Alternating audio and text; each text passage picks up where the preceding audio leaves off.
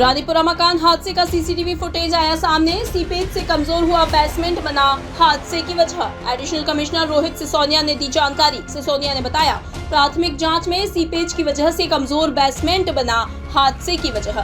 घर के लोगों ने आपसी विवाद की वजह से कभी बेसमेंट की कमजोरी पर ध्यान नहीं दिया। मकान भी जर्जर मकानों की सूची में शामिल नहीं था। रोहित सिसोदिया ने बताया, अब कमिश्नर के निर्देश पर सिर्फ जर्जर मकान ही नहीं, मकान के कंस्ट्रक्शन की गुणवत्ता की भी जांच होगी। इधर मंगलवार शाम मकान गिरने का सीसीटीवी वीडियो भी सामने आया है। देखिए, कल जो जोन नंबर 11 वार्ड नंबर 60 में गली नंबर 3 में जो दुर्घटना हुई, उसमें एक मकान धराशायी हुआ।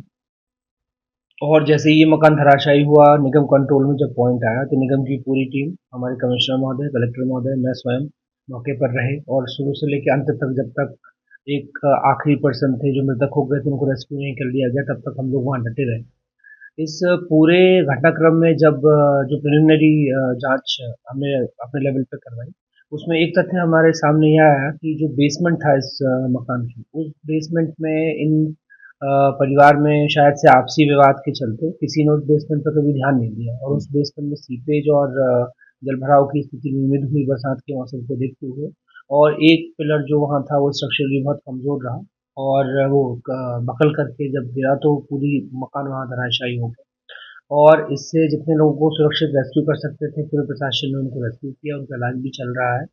और जो 2 लोगों की डेथ हुई है, उनका भी जो पोस्टमार्टम और इत्यादि जो प्रक्रियाएं होती हैं, वो भी बहुत जल्दी पूर्ण की जा रही हैं और हो भी गई हैं वो।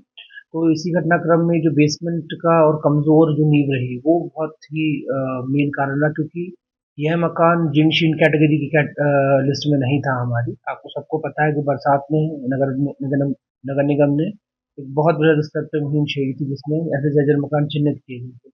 परंतु यह मकान बहुत ही कुछ 10 से 12 साल पहले ही निर्मित हुआ है, तो उस कैटेगरी में तो नहीं आता ये। परंतु जो इसकी स्ट्रक्चरली ये कमज़ोर था और उसी को देखते हुए जब ये नीचे से सीपेज हुआ उसका, तो वो एक नींव क्रम्बल करी और पूरा का पूरा वो मकान धराशायी हो गया। परमिशन थी?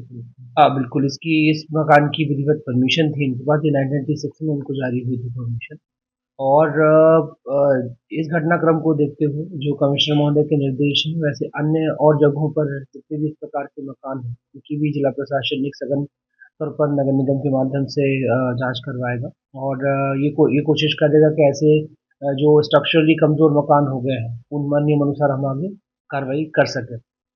और जो कार्रवाई हम बरसात के लिए जिन चीन के लिए करते हैं, वो अब कमिश्नर साहब ने डिसाइड किया है कि हम पूरे 12 महीने ही वो छेड़ेंगे और उस पर हम काम करेंगे। इसके अलावा आपके माध्यम से, मीडिया साथियों के माध्यम से फुटेज भी वहाँ की हमें प्राप्त हुई है।